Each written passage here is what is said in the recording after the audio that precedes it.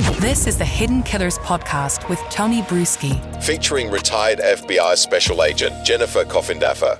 One of the attorneys right before Baldwin and Rozzi got back recently gave an interview, and he was asked about the Odinism and said, what did you think? And he initially said, I thought it was all, just, magical thinking, basically. And I'm paraphrasing, and it was just kind of malarkey, whatever, it was a very weird argument. But he said once he got into this and started digging into it and learning about the Odinism theory and some of the guards and the tattoo, one of them had it, the patch removed, because they said you need to remove it, but then went and got a Odinist tattoo over his face. He said this stuff is very real and it's very scary. Do you think there is, granted he was the attorney, he's still going to be, kind of backing up that case. But do you think there is more to this Odinist thing than meets the eye? There's a lot that meets the eye, but a lot of us walk away going, this is kind of nuts. Is it not so nuts? Well, I think it truly exists. Mm-hmm. I think there's members that's pretty much undeniable. Yeah. Whether they want to conspire to kill young children, I think that's the mark that no one can really necessarily jump past to think that. But I do think it's relevant that the FBI and the task force officer, who, by the way, is now dead, who was killed at a strange attack at an FBI office exiting, engaged in gunfire, and then he died. But that task force officer for the FBI, they were looking into it, mm-hmm. and they should be. You can never be right, just look down one road. You have to go where the evidence leads. And I think there was a path of evidence that they had at least explored. They really did a thorough exploration for mm-hmm. the most part of the Odinist possibility. And so long story short, I think it's a pretty decent defense they're starting to mount. Yeah. Because of, and then again, back to the people, guards running the prison are Odinists. And it's so crazy. I had never heard of Odin before this case. Yeah. Have you, Tony? No, I had not. And I don't watch Marvel or anything. And I know it's like, well, are you really into Marvel? The people will know it then. I had not. I have no idea. Yeah. And being in law enforcement all these years and everything, you think I would have come across that cult, across a lot of cults. But no, the Odin, I had never heard of that. And I just think the fact, I've always pointed this out, the fact that he knew he's in prison and he notices these patches.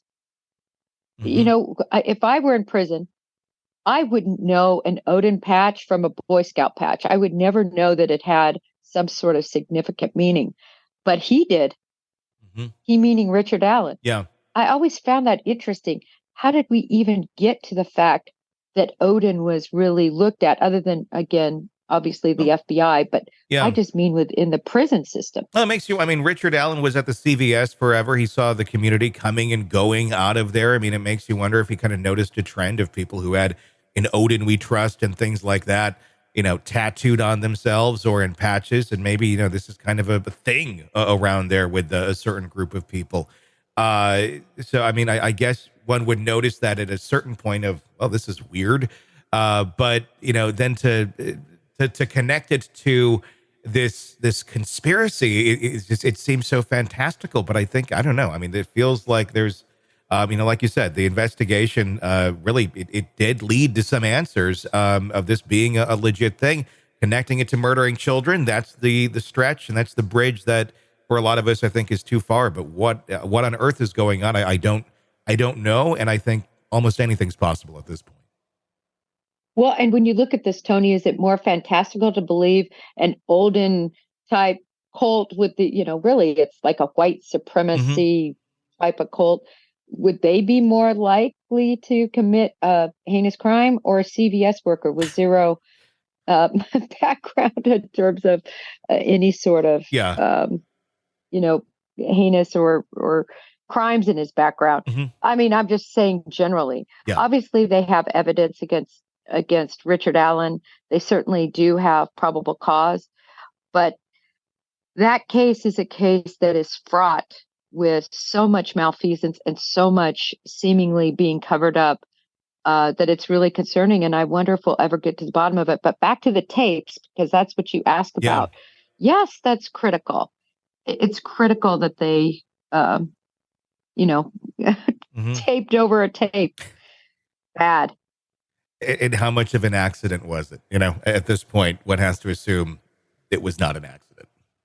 Yeah, you don't, when you do a tape like that, at least I can only say in the Bureau, they're monitoring tapes, and you take them and you put them in an envelope and you say exactly when they occurred, exactly when you put them into evidence, and they go into evidence and they're never used again or seen until trial. That's original evidence. You have copies made of them to review. But all of these huge evidentiary mistakes that I think have been made with a lot of this evidence is going to come into play as being problematic for their case. Be problematic for a lot of things in Delphi. It'll be very interesting to watch if and when we ever do get to this trial. Want to listen ad-free? Want advanced access to all of our interviews before anyone else? Become a True Crime Today Premium Plus subscriber on Apple Podcasts. You get every episode commercial free. So you can binge on true crime until you can binge no more. Search True Crime Today Premium Plus on Apple Podcasts now, or go to our podcast page and sign up now. More of the Hidden Killers podcast next.